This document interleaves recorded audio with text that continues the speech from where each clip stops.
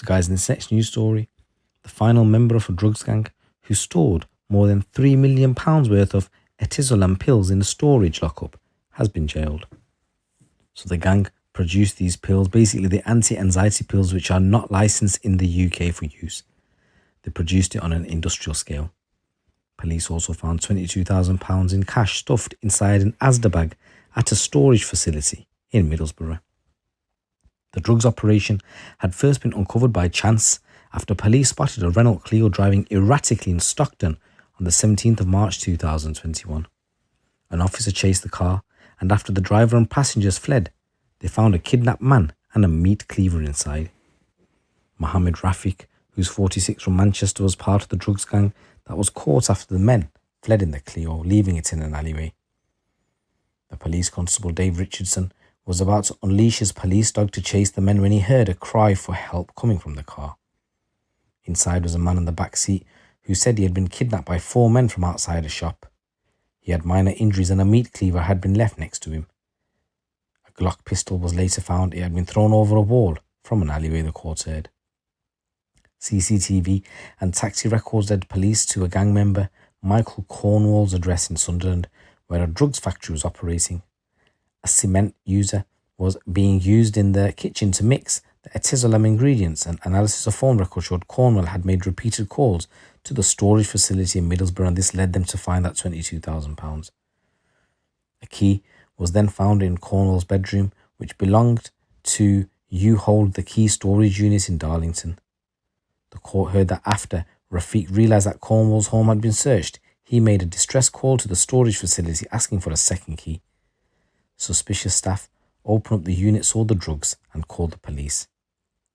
£3 million worth of etizolam was uncovered, and 10 further bags containing £59,000 of heroin were also found. 5 members of the drugs conspiracy were based in Teesside. One of them mixed the drugs in Sunderland. The 2 other men were brought over from Liverpool, and prosecutors said it was likely that the 2 Liverpudlians involved brought the gun to Teesside.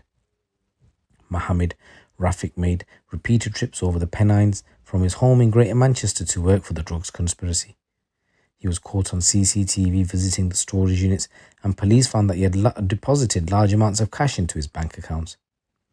Yusuf Moffali, who's 26, and Arlish Said, who's 28, both for Liverpool, were brought over as enforcers to provide threat and weaponry for the kidnapping, according to the prosecution. Sufi Mohammed was arrested, and his brother Adnan Mohammed was found to have bought the Clio second-hand the night before. Sufi Mohammed was given the longest jail term, 12 years and 9 months. Jake Mosley was jailed for 7 years and 6 months. Adnan Mohammed was handed 7 years and 6 months. Michael Cornwall was jailed for 7 years. Victoria Bryson was jailed for 4 years and 6 months. The 2 men from Liverpool, Arlash Saeed and Yusuf Mulfai, were jailed for 9 years each. And Mohammed Rafiq, he was jailed for 8 years. In total, the 8 gang members have now been jailed for 65 years. And in this next news story, a man who killed a woman and attempted to cover his tracks by burning her body has been found guilty of murder. Robert Brown was convicted of the murder of 41-year-old Victoria Greenwood, whose body was discovered in a car park in Hertfordshire last year. During the trial, the court heard how Brown had arranged to meet Victoria, who was a street worker, in the early hours of Friday the 10th of November.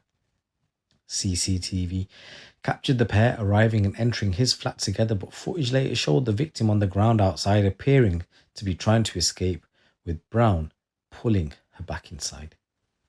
While investigating, detectives from the Bedfordshire, Cambridge and Hertfordshire Major Crime Unit found that Brown had made multiple trips to different shops that weekend, purchasing a variety of suspicious items, including a saw, a jerry can, and large amounts of cleaning supplies. 12th of November, which was a Sunday, CCTV recorded him using the sack barrel to transport a large furniture unit, which was wrapped in duct tape. It's believed that this furniture unit contained Victoria's body. He took it from his flat to his car, and he was also seen at a local petrol station that evening filling a container with fuel. Emergency services were called to a car park near Wallington 2 days later to reports of a body on fire. Brown from Luton was found guilty of murder following a 3-week trial at Luton Crown Court. He had previously pleaded guilty to obstructing a coroner in the exercise of their duty before the trial began. He is due to be sentenced this Friday. Detective Inspector Justine Jenkins, who led the investigation, said the violence and terror that Brown inflicted on the vulnerable woman and the lengths he went to cover up his crimes reveal a deeply disturbing and calculated nature. His actions not only resulted in the tragic loss of life but also caused immense pain to Victoria's loved ones.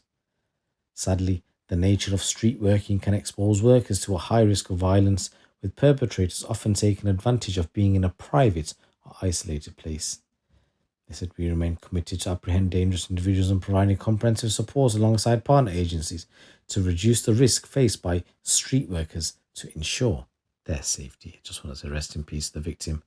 My condolences go out to your family. And guys, in this next news story, 2 dealers have been jailed for a combined total of more than 7 years after admitting to supplying coke.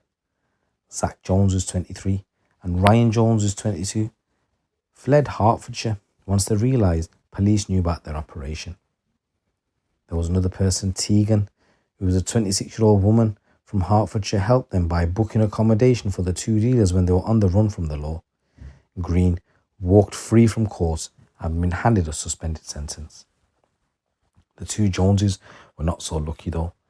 Zach Jones was sentenced to 3 years and 4 months in prison for being concerned with the supply of cocaine. He was also given 1 month for criminal damage, which was run concurrently and ordered to pay £265 in costs. Ryan Jones was also sentenced to 3 years and 4 months for being concerned with the supply of coke, and his sentence will run concurrently with 2 months for assault occasion actual bodily harm, and he was ordered to pay £165 in court costs. Last week, there were 3 people who were sentenced to over 7 years after they pleaded guilty to dealing drugs in Hertfordshire.